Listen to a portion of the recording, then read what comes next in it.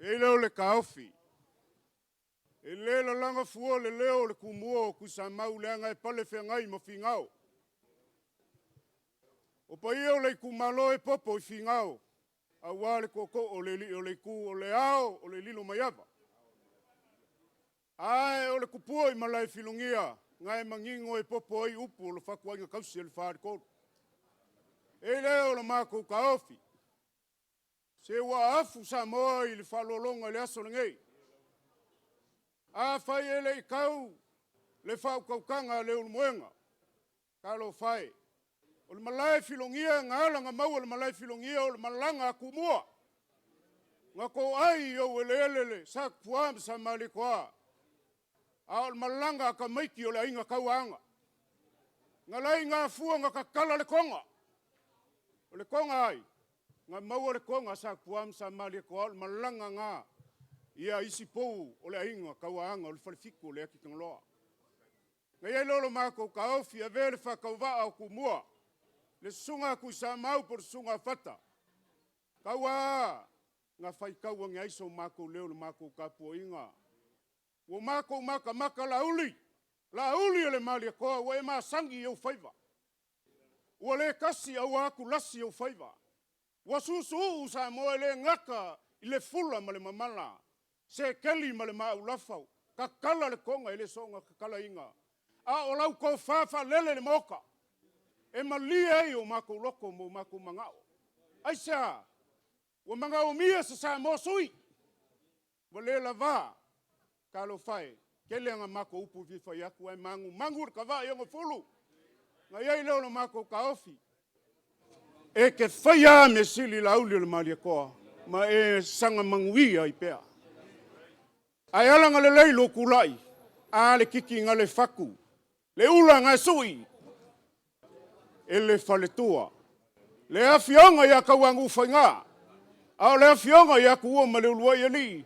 E le inga ku malele lau ko whae mapu o Samoa. E ei lolo mako ka ofi la uli o le malia koa.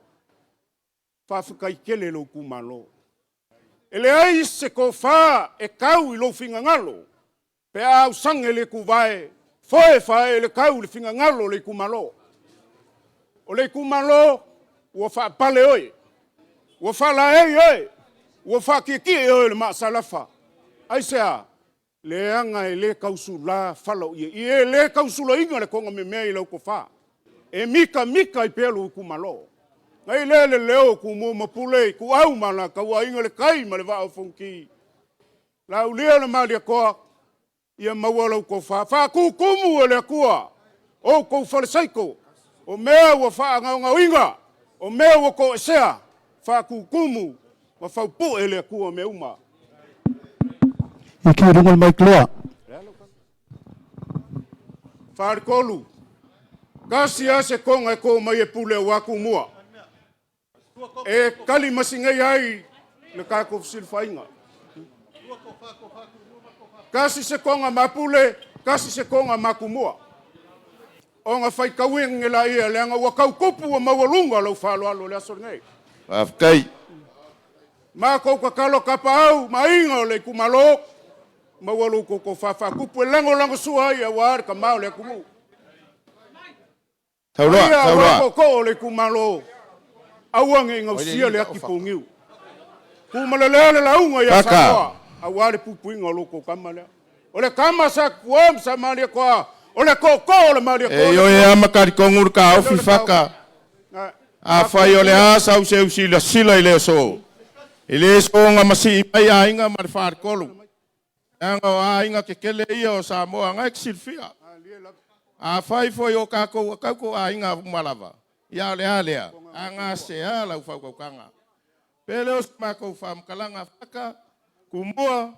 Ai ale mori mawinga o le so mari wha moe moe. A warse e mai o le afionga lauli o mari koa li parimia. A le ua papa o mako kumua i lo kufa alo.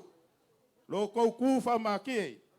Ia warse e mai o lauli i le kulanga kofi o kako malo kai ka inga parimia. Pele so mako kala whaka.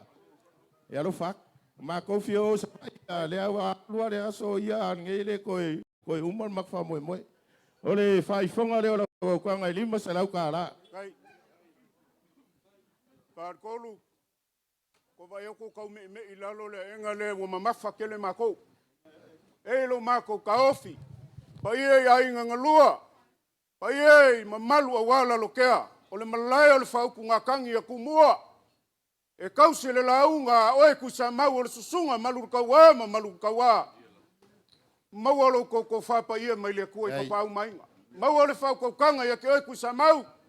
Mau o le ko wha i kapau mainga o le kumalo. A wā sa kupuam sa mali kua lau whauku kanga pa o. A wakuma le lea le launga le aso ngei. Ei leo lo kaofi. Lau wa fionga le li palimia malo fartua. Pa ia le ngofa alo. Wha manguia le ngā sa moa koa. A wā, lou se ia pa ia lofi o wae. Ia pa ia mea uma i ke malele ai. Mako ka puai mo popo le moa.